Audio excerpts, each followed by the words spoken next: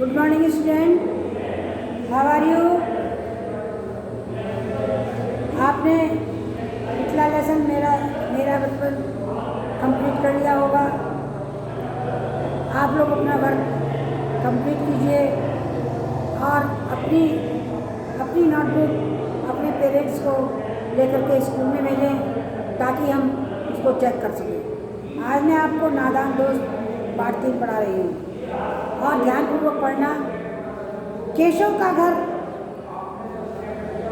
का जो घर है उसके ऊपर कानिश है, उस पर चिड़ियों ने अपना घोंसला बना रखा है और उस पर अंडे दिए हैं। केशव और उसकी बहन श्यामा चिड़ियों को वहाँ पर आता जाते हुए रोज देखते हैं। सवेरे दोनों आंखें मलते हुए अपनी आंखें उस घोंसले के सामने ही खोलते हैं। चीरा और चिड़िया दोनों को वहाँ बैठा पाते हैं। उनको देखने में दोनों बच्चों को उन्हें मालूम क्या मज़ा आता है।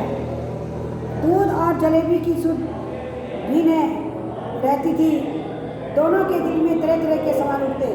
अंडे कितने बड़े होंगे, किस रंग के होंगे, कितने होंगे, क्या खाते होंगे, इनमें से बच्चे कितने निकल आएंगे।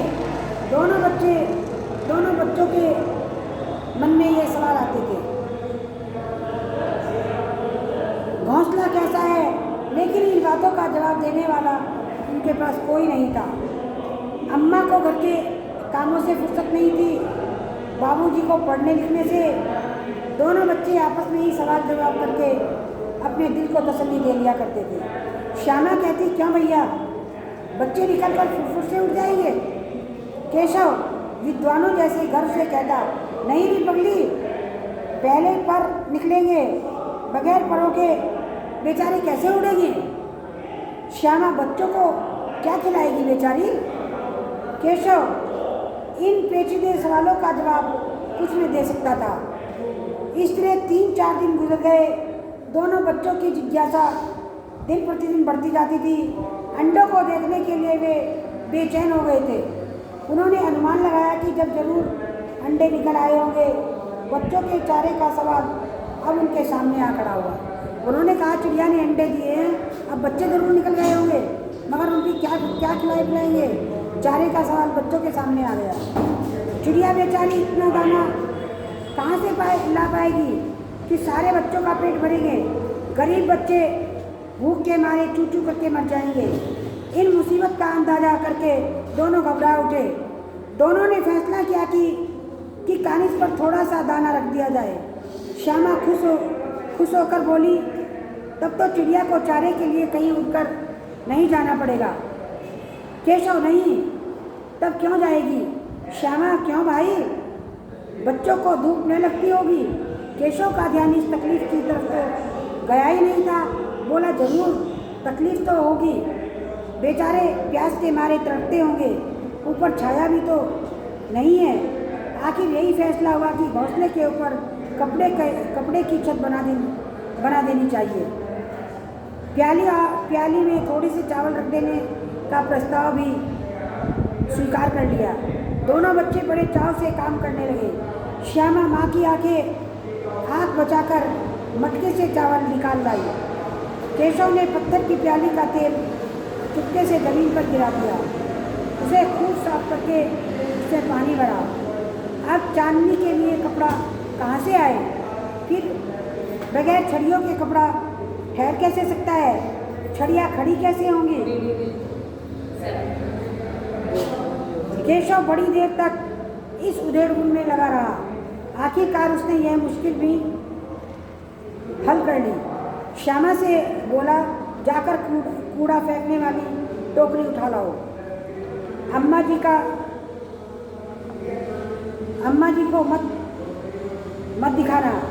श्यामा, वह तो बीच से फटी हुई है, उसमें से धूप जाएगी। केशव ने झुंझला कर कहा, तू टोकरी तो ला, उसका सुराख बंद करके मैं ये काम करूँगा। श्यामा दौड़कर टोकरी उठा लाई। केशव ने उसके सुराख को थोड़ा सा कागज ठूस कर बंद कर दिया। टोकरी की एक टहनी से टिकाकर बोला, देख ऐसे ही घोंसले पर उसकी आड़ कर दूंगा। तब कैसे धूप जाएगी। श्यामा ने दिल में सोचा, भैया कितनी चालाक है। गर्मी के दिन थे, बाबूजी दफ्तर गए हुए थे। अम्मा दोनों बच्चों को कमरे में सुलाकर खुद भी सो गई, लेकिन बच्चों की आंखों में आज नींद कहाँ। अम्मा जी को बहलाने के लिए दोनों दम रोके आंखें बंद किए बैठे रहे और मौके की इंतज़ार कर रहे थे। जो ही मालूम हुआ कि अम्मा जी अच्छी तरह सो गई, दोनों चुपके से उठे और धीरे से दरवाज़ा खोला, बाहर निकल आए। अंडों की हिफाजत की तैयारी होने लगी। केशव कमरे से एक स्टूल उठा लाया, लेकिन जब उससे काम न चला तो नहाने की चौकी लाकर स्टूल के नीचे रखी। डरते डरते स्टूल पर चढ़ा।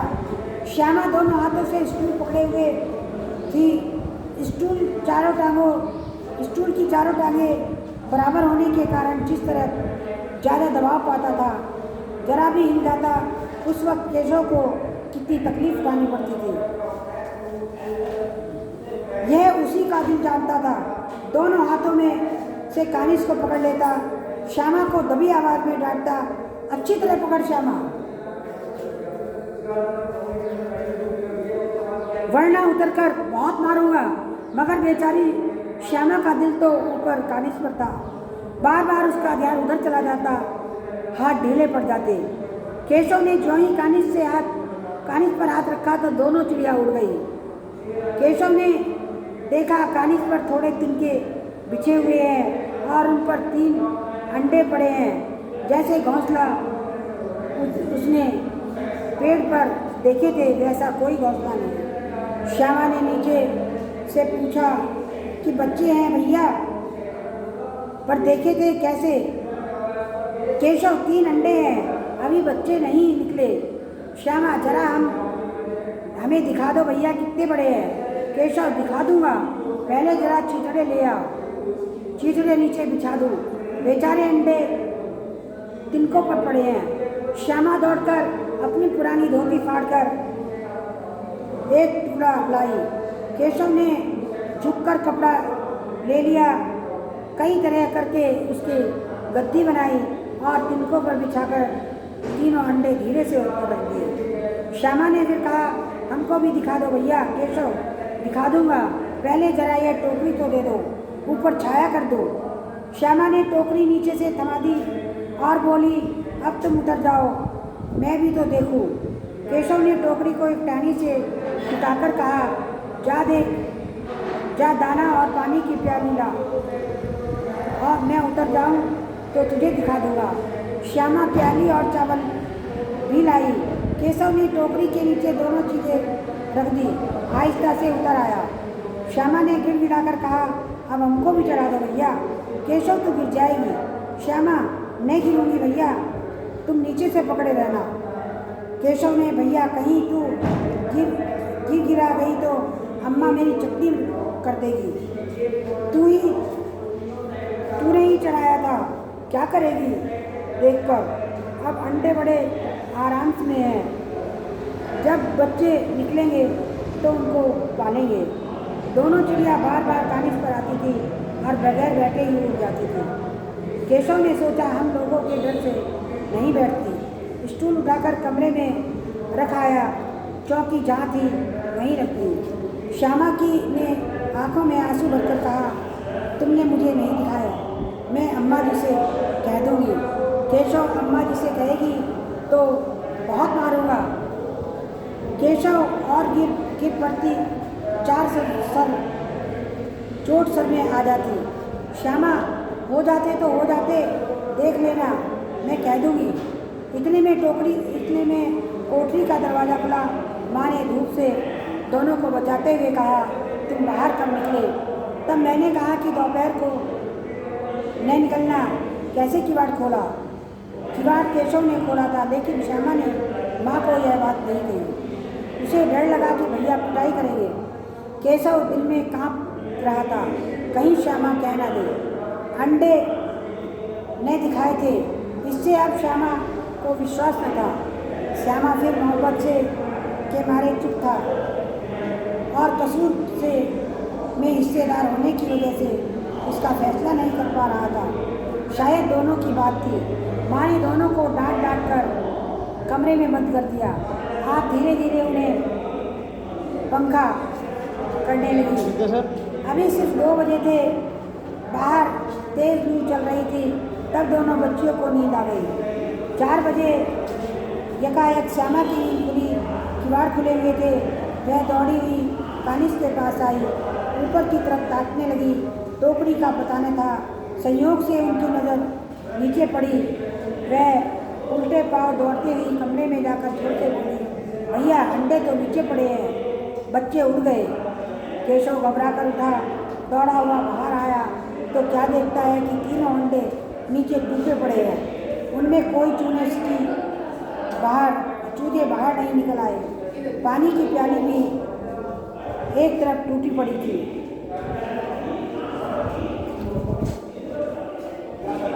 उनके चेहरे का रंग उड़ गया। सहमी हुई आंखों से जमीन की तरफ देखने लगे। श्यामा ने पूछा, बच्चे कहाँ उड़ गए भैया? केशव ने करुण स्वर में कहा, अंडे तो फूट गए। श्यामा, और बच्चे कहाँ हैं? केशव, तेरे सर में देखती रही अंडों में से उजला उजला पानी निकल आया। कहीं तो 2-4 दिनों में बच्चे बन जाते। माँ ने सोटी हाथ में लिए हुए पूछा, तुम दोनों वहाँ धूप में क्या कर रहे थे? श्यामा ने कहा, अम्मा जी, चिड़ियों के अंडे फूटे पड़े हैं। माँ ने आकर फूटे हुए अंडों को देखा और गुस्से से बोली, तुम लोगों ने अंडों को छुआ होगा। अब तो श्यामा को भैया पर जरा भी तरस नहीं आया। उसी ने शायद अंडों को इस तरफ रख दिया, वह नीचे गिर पड़े। इसकी सजा मिलनी चाहिए। बोली, इन्होंने अंडों को छेड़ा था अम्मा जी। माँ ने केशव से पूछा, क्यों रे केशव, भीगी बिल्ली बना खड़ा है? माँ, तू वहाँ पहुँचा कैसे? श्यामा, चौकी स्टूल रखकर चढ़ा अम्मा जी। केशव, तू स्टूल थामे नहीं खड़ी थी? श्यामा, थोड़ी देर में तुम्ही ने तो कहा था। माँ, तू इतना बड़ा हुआ, तुझे इतना मालूम नहीं था कि छूने से अंडे टूट जाते हैं। चिड़िया फिर उन्हें नहीं रख सकती। श्यामा ने डरते डरते पूछा, तो क्या चिड़िया ने अंडे गिरा दिए अम्मा जी? माँ क्या करती बेचारी? केशव के सिर इसका पाप पड़ेगा। हाय हाय, 3 जने ले ली दुष्ट ने 3 जाने ले ली है। केशव रोनी सूरत बनाकर बोला, मैंने तो सिर्फ अंडों को गद्दी पर रख दिया था। अम्मा जी, अम्मा को हंसी आ गई, मगर केशव को कई दिनों तक अपनी गलती पर अफसोस रहा होगा। अंडों की हिफाजत करने के जोग में उसने उनका सत्यानाश कर डाला। उसे याद कर वह कभी कभी रो पड़ता था। दोनों चिड़िया फिर वहाँ कभी नहीं आई। पाठतीन आपकी समझ में आया बच्चों? घर में इसको दोबारा पढ़ना। कल मैं आपको शब्द और प्रश्नोत्तर कराऊंगी। ओके, अपना वर्क कंप्लीट करके अपने पेरेंट्स के आप भेज देना। Thank you.